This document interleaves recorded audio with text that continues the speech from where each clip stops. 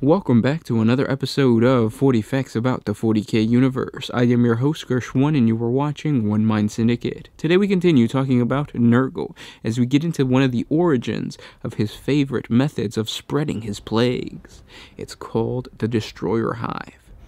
If you're new to the channel, subscribe. We post Warhammer 40K content every single day, and if you have any requests, comment down below. But with that said, let's get into 40 facts on the origins of the Destroyer Hive. The Destroyer Hive takes the form of warp-spawn demonic flies that spread the virulent diseases known as the Destroyer Plague, said to be the most vile and deadly of Nurgle's plagues. Destroyer Plague drones are minor demons of the Plague Lord, very similar in the anatomy of a rotfly. During the early years of the Great Crusade, in the late 30th millennium, Callous Typhon hailed from the Death Guard Legion's toxic homeworld of Barbarous. Typhon possessed the blood of the mutant psyker warlords that had ruled the planet before being defeated by Mortarion, the Death Guard's Primarch, who had been exiled to Barbarous through the warp from Terra by the Dark Gods. When the Emperor reclaimed his lost son Mortarion from the poisonous mists of Barbarous and reunited him with the superhuman warriors born from his gene seed, Typhon was amongst those chosen to join his ranks. Such was his strength of mind and body that Mortarion soon favored Typhon above all others, elevating him to the rank of first captain of the Death Guard Legion. It was while on crusade with the Wordbearers Legion that Typhon learned of a different path for the Legionists starting to follow, a future where his hard-won psychic abilities would be a source of greatness instead of a taboo to be hidden from sight.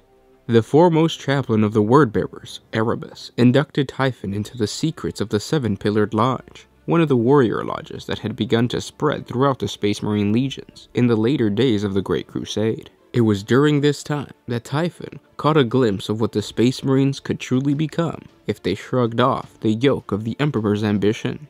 Perhaps Typhon's revelation was instrumental in Mortarion's own fall to the ruinous powers.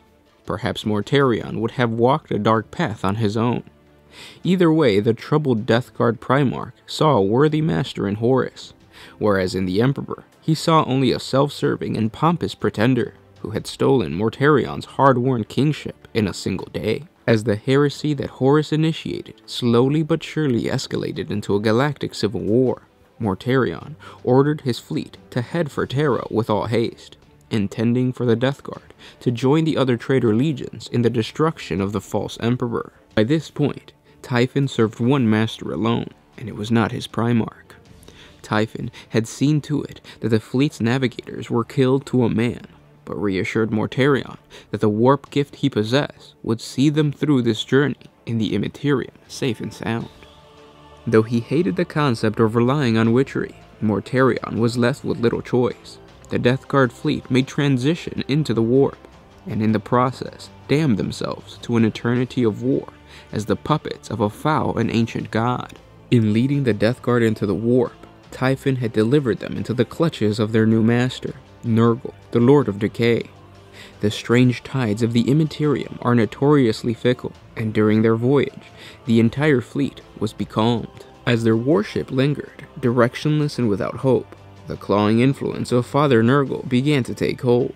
The Death Guard were subjected to the terrible infection of the Destroyer Plague and Nurgle's rot. As Nurgle's power managed to infiltrate the vessel, it polluted the vessel themselves as easily as it did the warriors within. Before long, fat devil flies buzzed through the thickening miasma inside each ship, where they bit at the desperate warriors trapped within. Flesh turned to jelly. The demon venom of their stings caused flesh to blossom into hard new growths. Bellies distended, and eyes ran like cracked eggs. Even power armor melded and flowed into a strange new shape.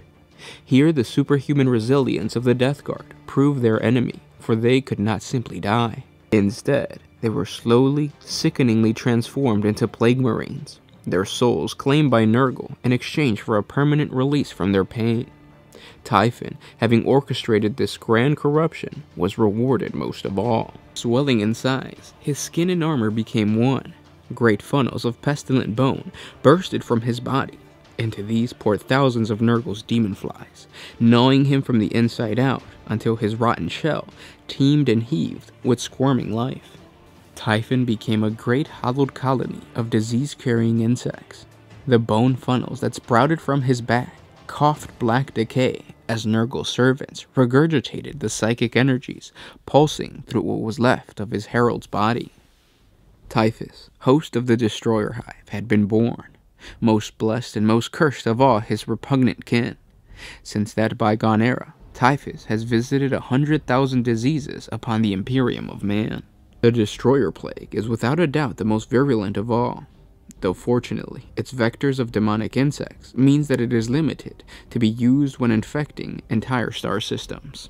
And those were 40 facts on the Destroyer Hive. I hope you guys enjoyed this video, and once again, this goes to show you how it would be absolutely horrible to worship Nurgle if you were in Warhammer 40K. I would much rather worship Khorne, Slaanesh, Tzeentch, rather than Nurgle, because I would become a human filled with flies. I could, like, just thinking about it, I can feel things crawling inside of my skin. Absolutely disgusting. I don't know how any human would ever want to worship Nurgle, knowing that his gift is having bugs inside of you. That's really freaking gross. If you guys want to scare some of your friends, some of your squeamish friends, share this video with them. It helps out the channel and you get to freak them out a little bit. Thank you guys so much for watching. If you have any more suggestions or, any requests, just comment down below. But with that said, I'll see you guys tomorrow. This was Gersh1 with One Mind Syndicate, signing out.